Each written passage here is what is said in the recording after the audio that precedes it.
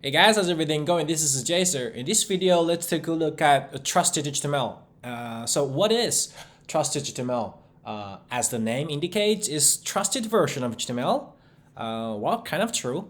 Because in web applications we're building, it's often vulnerable to a lot of attacks, right? One of them is cross-site scripting XSS problem. We will look at a simple example to demonstrate how the problem is and how trusted HTML could help prevent this kind of problems. Okay, let's open an example. Yeah, this one. So here's a very simple application. When I type something here, like say, hey JSer, and I click the button, and the content will be displayed right here. Let's take a look at the code. The code is very simple. We've created a server, Express server, and it just served the static HTML. This is the static HTML, and see, we have just to use some basic JavaScript get create selector. When it is clicked, we set the innerHTML of the inputs value. So here's the problem. As we all know, as a front-end developer, using innerHTML is not safe because it does not escape HTML. We should not use it. Rather than that, we should actually use the safe version, like use output.text content. This is much safer. And but sometimes we want you to use innerHTML, and this is a very unsafe usage. So how can we prevent this? We want to use innerHTML, but we don't want the vulnerability, and that's why we say, okay, if you want to set the innerHTML, you need to tag some string as tag it as safe. That's how the trusted HTML comes in. So in order for this to work, we need to say, okay, so if we don't do anything, it doesn't check, right? It doesn't check if it is trusted or not. We need to add specific special header of this HTML response, which is called content security policy, which is CSP. There are a lot of CSPs actually. A lot of rules. I've used a few before, but this is something new called require trusted type for script. So if we use this in our response header, the browser will require every time you set the HTML, you need to use the trusted version, trusted type. So how do we do it? The first thing is in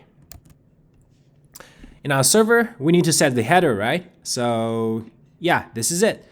When we serve the HTML, we set the header, set content security policy, and require trusted type for script. And we ignore this one. We will come back to this later.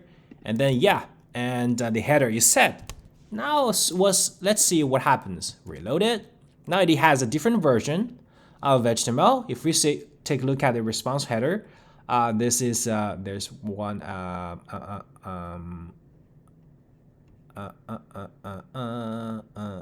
where is it? No, wait a minute. Let me save it.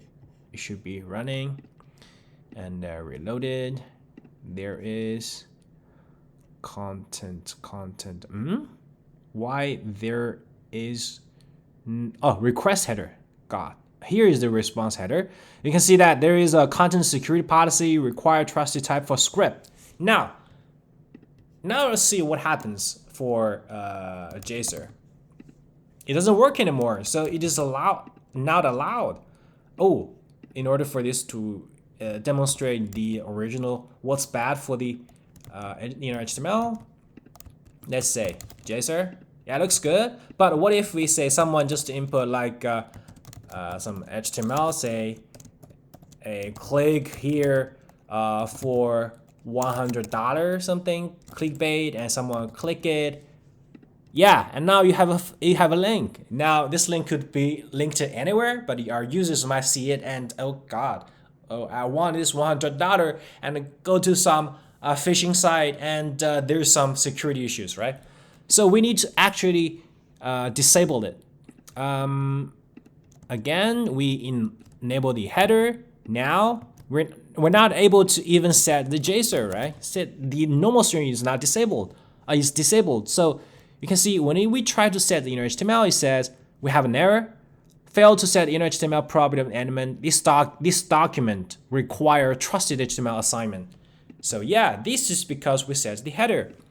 Now, the one more interesting thing you see that is actually for all CSP, content security policy, we could set this report URI, the URL, and then you could get actually the reported when you meet something. So this is very useful if you have your website has a lot of third-party scripts, you don't know of them, right? You might be just use some GTM, insert some third-party tracking code, and that third-party tracking code might have some problems and allowing some arbitrary script to be run. And then just out of nowhere, your site is someone just use innerHTML to set some strange string, and then yeah, you got this reported, and then you create this endpoint, and let's see what is. I use this body parser, and then let's see. Oh god, there's something code be removed. No. New file? Why this is new file? This is not new file. Let's delete it here. Okay.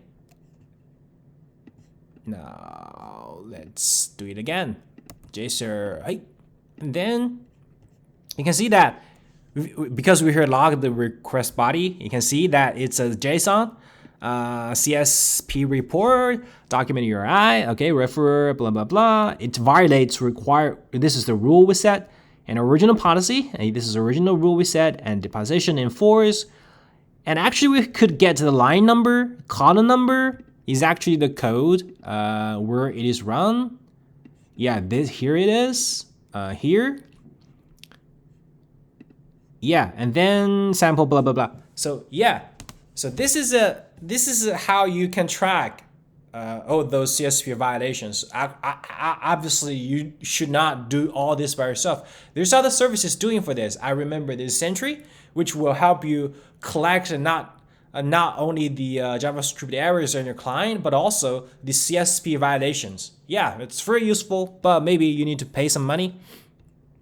Anyway, now let's go back to our code here. Now, we've already secured HTML from bad usage of innerHTML.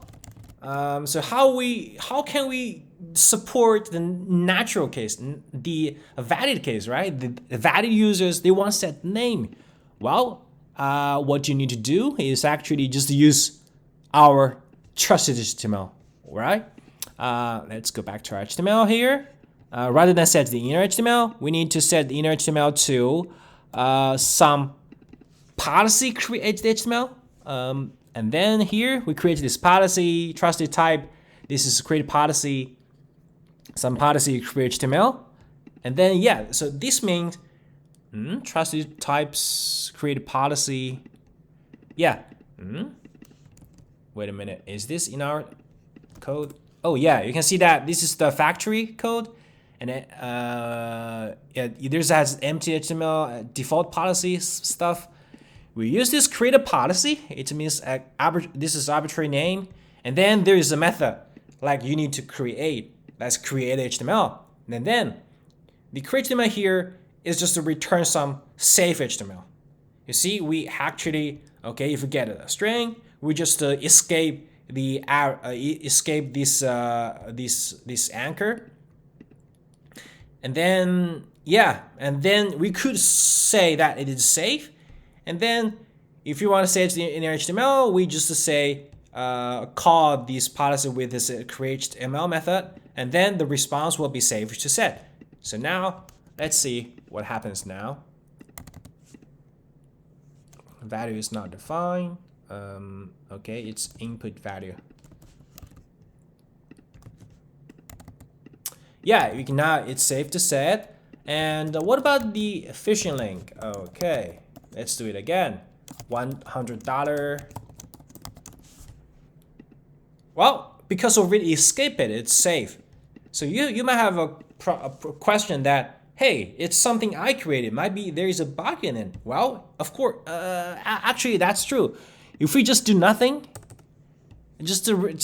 like somebody changed the code to make it unsafe anymore, it actually not would have the same problem. Yeah, it's actually could be hijacked it.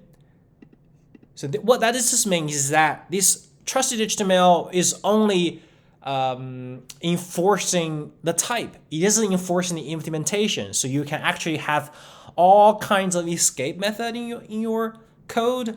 The browser doesn't know. Yeah, of course, the browser doesn't know what kind of escape you're doing. Well, for here, I suggest you use some npm modules, the popular ones, just to avoid doing by yourselves. There are already some sanitization modules. I actually use one of them, like sanitized HTML. It's for Node.js, but for browser there must be some other version as well. Anyway, so to wrap it up, this TrustedHTML is actually enforcing the type. It must be used together with the CSV header, and then in order to really work, you need to set the right implementation of the escaping method. So yeah, that's all for TrustedHTML. It's one of the web APIs I want to cover. Wow, there's a lot of, it's a long list. Well, I'd like to cover most of them, the ones I'm interested in. Hope this video helps. Trusted types, just use it, and at least you should use your CSP. Just yeah, that's it. Hope it helps. See you next time. Bye bye.